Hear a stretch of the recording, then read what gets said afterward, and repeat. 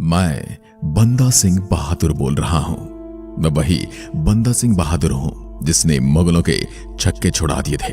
मैं वही बंदा हूं जिसने मुगलों को नाकों चने चबवा दिए थे, लेकिन कभी इस्लाम धर्म कबूल करना मंजूर नहीं किया। मैं वही सिख सैन्य प्रमुख बंदा बहादुर हूं जिसने भारत में मुगल शासकों के खिलाफ युद्ध छेड़ मुगलों के अजय होने का भ्रम तोड़ा था। मैं वही बंदा हूं जिसने गुरु गोविंद सिंह के पुत्रों के बलिदान का बदला लिया था। मैं वही हूं जिसने बिना सेना और हथियारों के 2500 किलोमीटर तक सफर तय कर 20 महीने के अंदर सरहिंद पर अधिकार कर खालसा राज की स्थापना कर दी थी। मैं ही वह बंदा हूं जिसके पीछे पूरी मुगल फौज लगी थी और इतनी कठोर यातनाएं दी गई जिनकी कल्पना कर पाना भी किसी की सोच से परे है, लेकिन फिर भी मैंने उफ तक नहीं की थी। मैं वही बंदा बहादुर हूं जिसको इस्लाम धर्म कबूल कराने के लिए मेरे ही पुत्र का कलेजा मेरे मुंह में ठूंस दिया गया था। मेरा जन्म 27 अक्टूबर 1670 को जम्मू कश्मीर के राजौरी के राजपूत परिवार में हुआ। मेरे पिता का नाम रामदेव तथा माता का नाम सुलखनी देवी था। मेरा बचपन का नाम लक्ष्मण देव था। तीर कमान और घुड़सवारी के शौक के चलते मैंने बचपन में ही शिकार में भी महारत हासिल कर ली थी। एक दिन जंगल में शिकार के दौरान मैंने एक हिरनी का शिकार किया। शिकार के बाद मुझे पता चला कि वो गर्भवती थी। पेट फाड़ कर देखा तो वहां 2 बच्चे थे। दोनों ने मेरी आंखों के सामने प्राण त्याग दिए। इस घटना के बाद मुझे बड़ा दुख हुआ और उसी समय 15 वर्ष की उम्र में मैंने शिकार करना त्याग दिया और वैराग्य धारण कर लिया और जानकी दास जी का शिष्य बन गया। उन्होंने मुझे माधव दास नाम दिया। साधुओं की संगति में मैंने उत्तरी भारत की यात्रा की और घूमते घूमते महाराष्ट्र के नांदेड़ पहुंच गया और गोदावरी नदी के किनारे आश्रम बनाकर रहने लगा। सितंबर 1708 में गुरु गोविंद सिंह जी, जो मुगल सम्राट बहादुर शाह के साथ दक्कन आए थे, शिकार करते समय हमारे आश्रम आए। उस समय मैं आश्रम से बाहर था। गुरु ने अपने शिष्य को तुरंत खाना पकाने का आदेश दिया। इसकी खबर जब मुझ तक पहुंची तो मैंने आवेश में आकर उन पर अपनी तंत्र विद्या आजमानी चाही, लेकिन गुरु गोविंद सिंह पर इसका कोई असर नहीं हुआ। गुरु ने मुझसे फिर पूछा, तुम कौन हो? मैंने अपनी सभी मनोगत स्थिति को आजमाकर अब हार मान ली थी। मैंने बड़ी विनम्रता के साथ कहा, मैं आपका बंदा हूं। गुरु ने पूछा, क्या तुम जानते हो कि तुम किससे बात कर रहे हो? मैंने कहा कि आप कोई और नहीं बल्कि गुरु गोविंद सिंह हैं। उन्होंने मुझे अपनी वर्तमान वैराग्य जीवन शैली जीने के एकाकी तरीके को त्यागने के लिए प्रोत्साहित किया।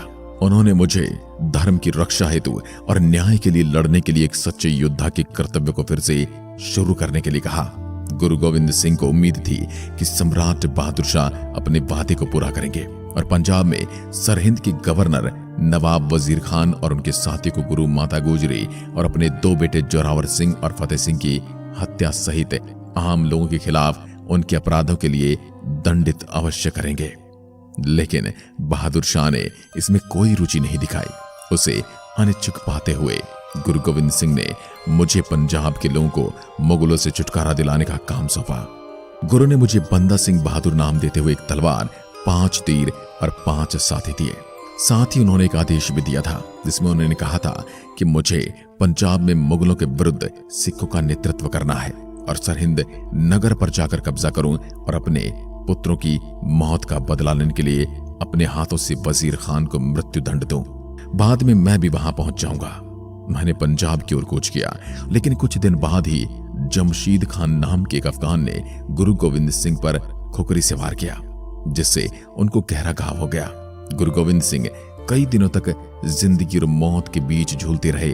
घायल होने और अपनी मृत्यु के बीच गुरु गोविंद सिंह चाहते तो अपने पूर्ववर्तियों की तरह किसी व्यक्ति को अगला गुरु नामांकित कर सकते थे, लेकिन उन्होंने ऐसा नहीं किया। उन्होंने साफ घोषणा की कि उनके बाद गुरु ग्रंथ साहिब को सिखों के स्थायी गुरु का दर्जा दिया जाएगा। मैं अपने 5 साथियों सहित पंजाब में सतलज नदी के पूर्व में जा पहुंचा, लेकिन मुगल सेना से युद्ध करने के लिए धन और सेना की आवश्यकता थी। उसके लिए मैंने विचार किया कि क्यों न मुगलों की कुछ जागीरों को लूटा जाए और फिर मैं सिख किसानों को अपनी तरफ करने के अभियान में जुट गया।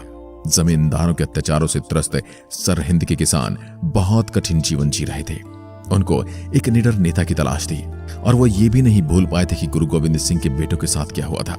इस इलाके के सिखों ने घोड़े और धन उपलब्ध कराया।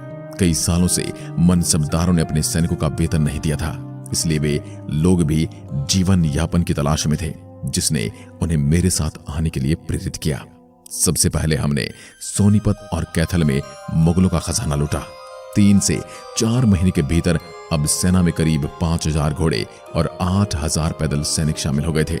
कुछ दिनों बाद इन सैनिकों की संख्या बढ़कर 19,000 हो गई। औरंगजेब के बाद नए मुगल बादशाह बहादुर शाह की छवि उदारवादी जरूर बन गई, लेकिन वो पंजाब और दिल्ली से दूर था, इसलिए उसके अपने अफसर और आम लोग उसे कमजोर समझने लगे। लोगों के मन में बादशाह का जो डर था वो जाता रहा। नवंबर 1709 में मैंने सैनिकों के साथ अचानक सरहिंद के कस्बे समाना पर हमला बोल दिया। समाना पर हमला करने की वजह यह थी कि 34 साल पहले गुरु तेग बहादुर का सिर कलम करने वाला और गुरु गोविंद सिंह के पुत्र को मारने वाला व्यक्ति वजीर खान उसी शहर में रह रहा था। समानों को बचाने के लिए दिल्ली से सरहिंद को कोई मदद नहीं भेजी गई। सरहिंद दिल्ली और लाहौर के बीच बसा शहर था। यहां मुगलों ने बड़े बड़े भवन बनवा रखे थे और ये उस समय पूरे भारत में लाल मलमल बनाने के लिए मशहूर था। मैंने मई 1710 में सरहिंद पर हमला बोला। इस फौज में लगभग 35,000 सैनिक थे, जिनमें से 11,000 भाड़े के सैनिक थे। वजीर खान के पास ट्रेनिंग के लिए आए हुए 15,000 सैनिक थे। कम संख्या में होते हुए भी वजीर की सेना के पास सिखों से बेहतर हथियार थे। उनके पास कम से कम 2 दर्जन तोपें थी और उनके आधे सैनिक घुड़सवार थे। 22 मई 1710 को हुई इस लड़ाई में मैंने सबसे कमजोर तोपखाने को बीच में रखा। बीच में रखी 4 तोपों पर वजीर खान ने सबसे पहले हमला बोला। इस हमले की कमाल मैंने भाई फतेह सिंह को दी। सामने आमने की लड़ाई में फतेह सिंह ने वजीर खान के सिर पर वार किया और उसके सिर के 2 टुकड़े कर डाले। जैसे ही सरहिंद के सैनिकों ने अपने सेनापति का कटा हुआ सिर जमीन पर गिरते देखा, उनका मनोबल भी मानो मिट्टी में मिल गया। वो मैदान छोड़कर भाग खड़े हुए। इस लड़ाई में हमारी विजय हुई। सरहिंद शहर में मुगलों की साख को मिट्टी में मिला दिया गया। इसके बाद जब मुझे खबर मिली कि यमुना नदी के पूर्व में हिंदू को तंग किया जा रहा है, तब हमने यमुना नदी पार की और सहारनपुर शहर को मुगलों से मुक्त करा दिया। हमारे हमले से उत्साहित होकर स्थानीय सिख लोगों ने जलंधर दोआब में रोहान, बटाला और पठानकोट पर भी अपना अधिकार कर लिया। मैंने अपने नए कमान केंद्र राजधानी को लोहागढ़ का नाम दिया। सरहिंद की जीत को याद करते हुए मैंने नए सिक्के ढलवाए और अपनी नई मोहर जारी की। उन सिक्कों पर गुरु नानक जी और गुरु गोविंद सिंह जी के चित्र थे। सरहिंद इस तरह हाथ से निकल जाना बहादुर शाह के लिए बड़ी चुनौती थी। जब मैं पंजाब से बाहर था तो मुगलों ने सरहिंद पर फिर से आक्रमण कर अधिकार कर लिया और 10 दिसंबर 1710 को बहादुर शाह ने फरमान जारी किया कि जहां कोई सिख दिखे उसे मार दिया जाए।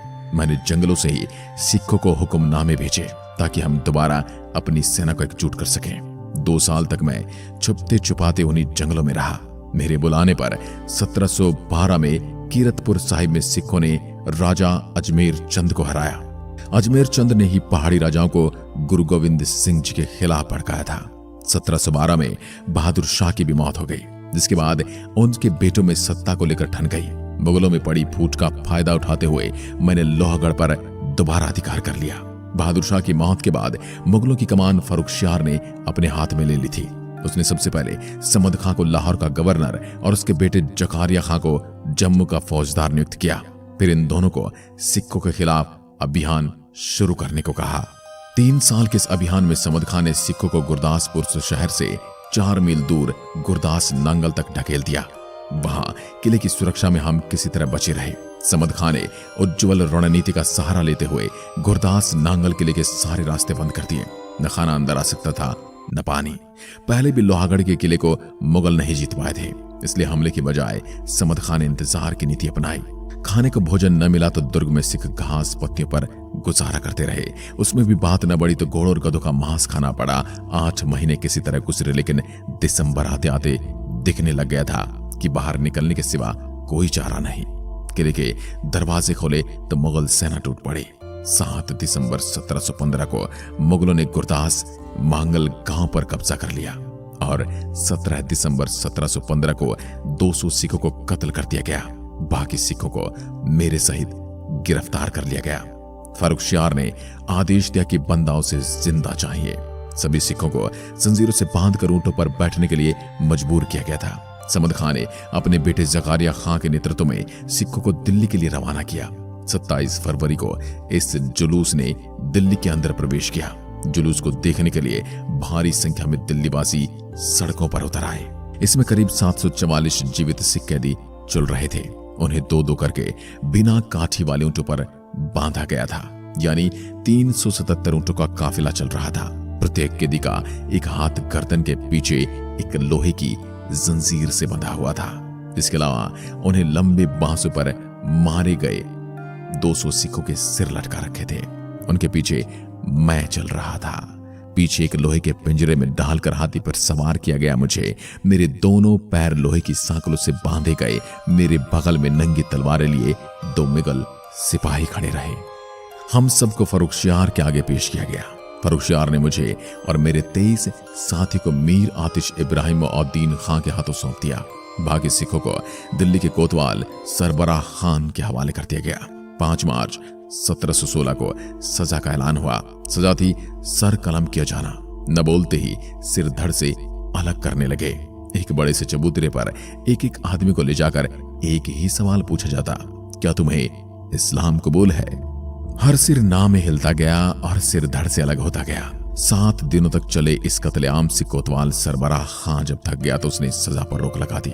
उसने फर्रुखशियार से कहा कि मसले को जरा ठहरने दिया जाए। कुछ दिन जुल्म सहेंगे तो होश आएगा और इस्लाम कबूल कर लेंगे। 3 महीने तक मुझे काल कोठरी में बंद रखा गया। सवाल का जवाब तब भी ना ही था। अंत में 9 जून 1716 को मेरी मौत का हुक्म जारी कर दिया गया। सजा से पहले वहां पर कोतवाल ने कहा, आखिरी बार पूछ रहा हूं, मौत या इस्लाम? मैं भी अपने जवाब पर अड़ा था। कोतवाल को सूझी तो वह मेरे 4 साल के बेटे अजय सिंह को मेरे सामने ले आया। बेटे की गर्दन पर तलवार रख फिर वही सवाल दोहराया। मेरी गर्दन इनकार में पूरी घूमी भी नहीं कि जल्लाद ने अजय का सिर कलम कर दिया। उसके बाद उसने शव से बच्चे का कलेजा निकाला और मेरे मुंह में ठूंस दिया। मैं तब भी नहीं टिका। मैंने मृत्यु को स्वीकार किया और मृत्यु से भी बड़े उस दुख को भी स्वीकार किया जो मेरे सामने मेरे बेटे को मारकर मुझे दिया गया। इसके बाद जल्लाद ने खंजर से मेरी दोनों आंखें फोड़ दी। गरम सलाखों से मेरे शरीर की खाल को उतारा गया। मौत से पहले जितना संभव था यातनाएं दी गई। शरीर से मांस तक नोचा गया और अंत में शरीर के टुकड़े काटकर अलग करने लगे। 9 जून 1716 को इस महापुरुष ने बलिदान की वो कहानी लिख दी जिसे सुनकर, जिसे पढ़कर, जिसे देखकर हर किसी की आंखें नम हो जाती हैं। बंदा सिंह बहादुर ने अपने गुरुजी के वचनों का मान रखते हुए छोटे शहजादों की हत्या का तो बदला ले लिया था, परंतु अपने बेटे को न बचा सका। बंदा सिंह बहादुर के बलिदान के 2 साल बाद शहीद सिखों ने मराठों की मदद से फर्रुखशियार को न सिर्फ गद्दी से हटाया बल्कि कैद कर उसकी आंखें फोड़ दी। उसके बाद मुगल साम्राज्य का विघटन होता चला गया और आखिर में नौबत यहां तक पहुंची कि दिल्ली का बादशाह अंग्रेजों के हाथों की कठपुतली बनकर रह गया। दिल्ली के लाल किले से कुतुब मीनार तक ही सिमट कर रह गया। काबुल, श्रीनगर और लाहौर पर रणजीत सिंह का अधिकार हो गया और दक्षिण भारत से लेकर पानीपत तक विशाल भूभाग मराठों के हाथ चला गया। तो दोस्तों, ये थी बंदा सिंह बहादुर की ऐसी शौर्य गाथा जिसके बारे में हम तो क्या ही कुछ बोले। अपने आप में एक ऐसा उज्जवल उदाहरण है कि उनके बलिदान को पूरा भारतवर्ष हमेशा याद रखेगा और याद रखना भी चाहिए। हमारे लिए तो उनकी वीर गाथा सुनना ही सौभाग्य की बात है और ये भी हमारे लिए सौभाग्य की बात है कि हम उसी धरा पर जन्म लिए हुए हैं जिस धरा पर ऐसे वीरों ने जन्म लिया है। इसी धरा पर इन वीरों ने घूमा है, ऐसी धरा पर इन वीरों ने बलिदान गाथाएं लिखी हैं।